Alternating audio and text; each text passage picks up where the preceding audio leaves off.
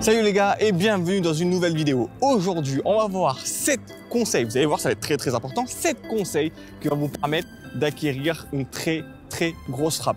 Bien sûr, vous allez voir que ces conseils-là se portent tantôt sur des aspects musculation, tantôt sur des aspects techniques. Mais ça ne veut pas dire que si vous n'avez pas de musculature à proprement parler, on peut être quelqu'un de très fin mais avoir une grosse puissance.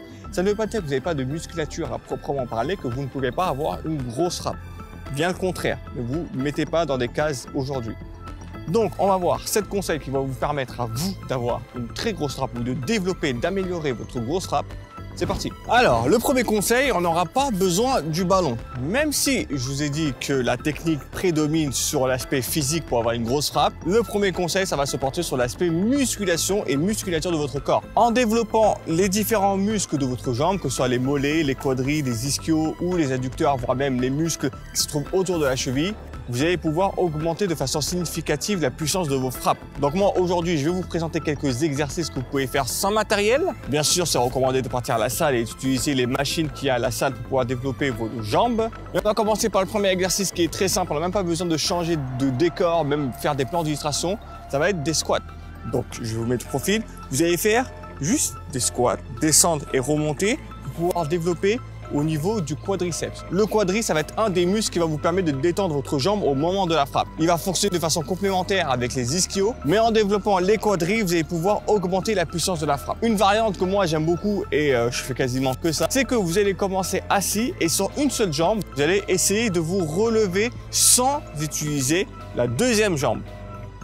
Vous faites ça plusieurs répétitions, vous en faites 15 plus 15 secondes de récupération, 15 plus 15 secondes de récupération. Et vous allez voir, vous allez sentir une grosse difficulté à pouvoir enchaîner cet exercice et ça va vous mettre sur la bonne route pour pouvoir développer justement ce muscle qui est très important, qui est sûrement peut-être le plus important de la jambe. Autre exercice très simple, cette fois-ci on va développer le mollet. Si vous avez remarqué, ceux qui ont des gros mollets ont tendance à avoir une grosse frappe, même si ça veut dire que si vous n'avez pas de gros mollets, que vous ne pouvez pas avoir une grosse frappe.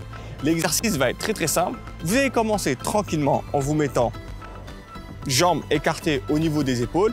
Et vous allez simplement monter sur la pointe des pieds.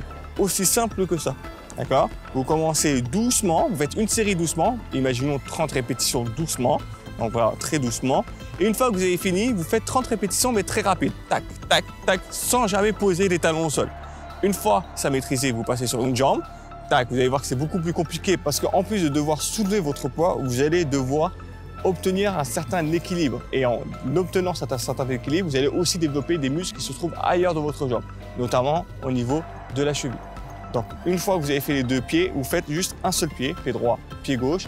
Et ensuite, si vous maîtrisez vraiment tout ça, vous partez sur un escalier, vous mettez sur le bord de l'escalier et vous montez. Vous allez voir que vous allez être penché et ça va être plus compliqué de remonter. Et un autre pour la route.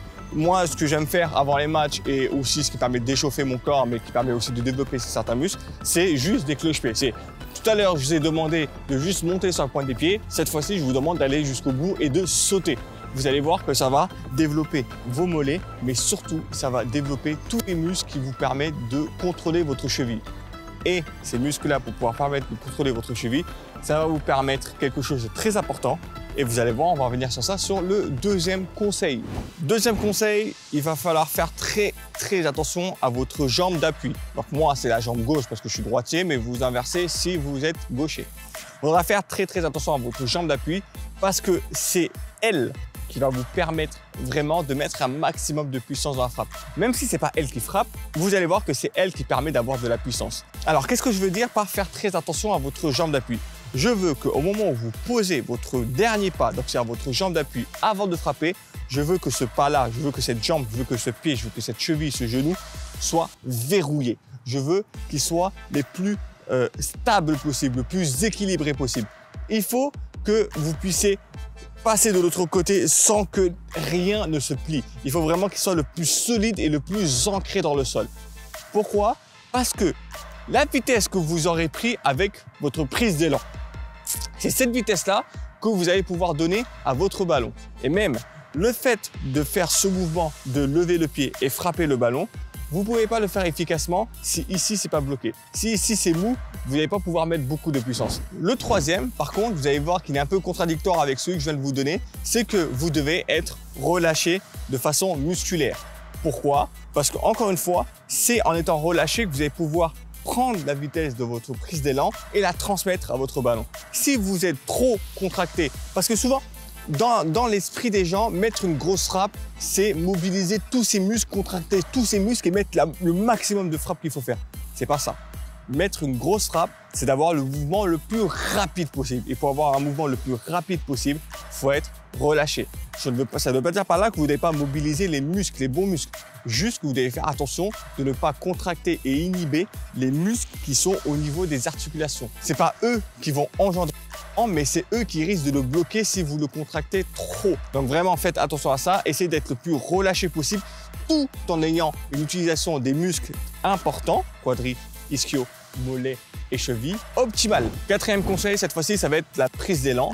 Il faut que vous ayez une prise d'élan qui soit déjà assez longue pour pouvoir engendrer assez de vitesse à transmettre au ballon. Plus la course d'élan sera courte et moins vous pourrez mettre de puissance sur votre ballon.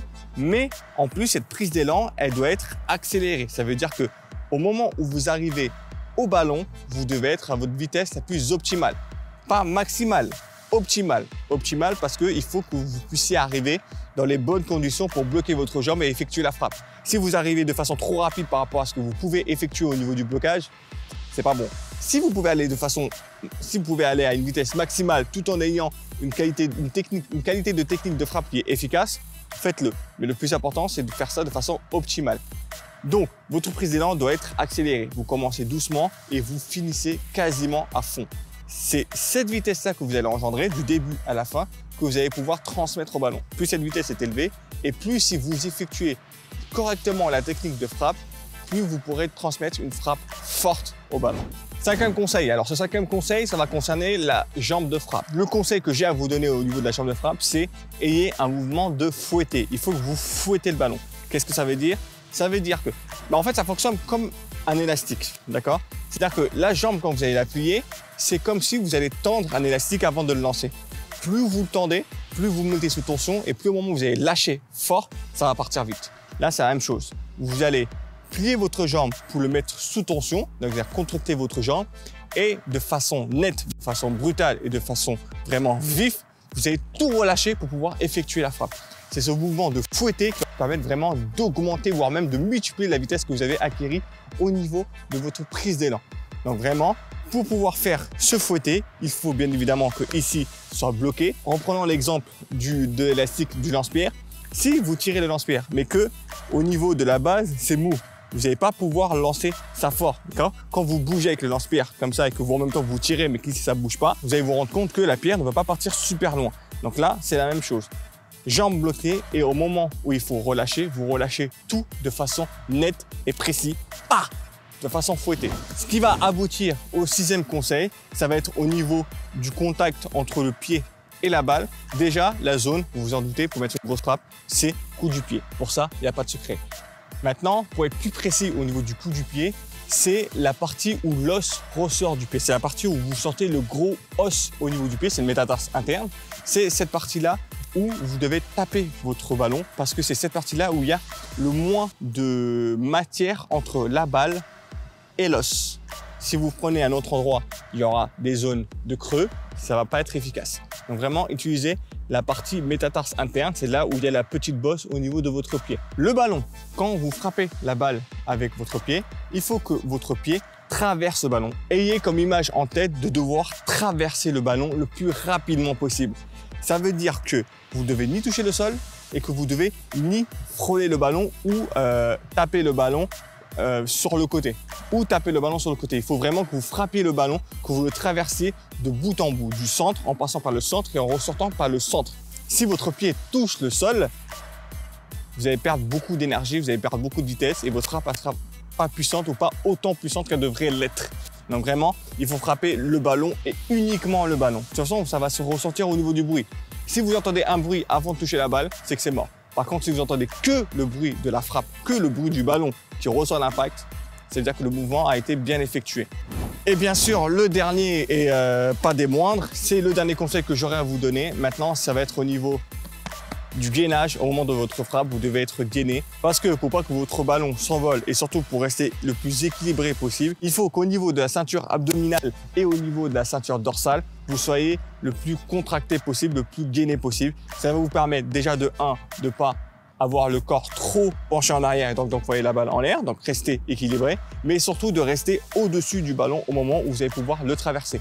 Parce que traverser le ballon de bout en bout, ça vous demande de passer d'une position un peu reculée à une position avancée. Et pour ça, il faut être gainé. Voilà les gars, c'est la fin de cette vidéo. J'espère que les conseils vous seront utiles. J'espère que vous allez pouvoir aller sur le terrain et aller vous entraîner. Nous, on se retrouve la prochaine fois pour une prochaine vidéo. Ciao!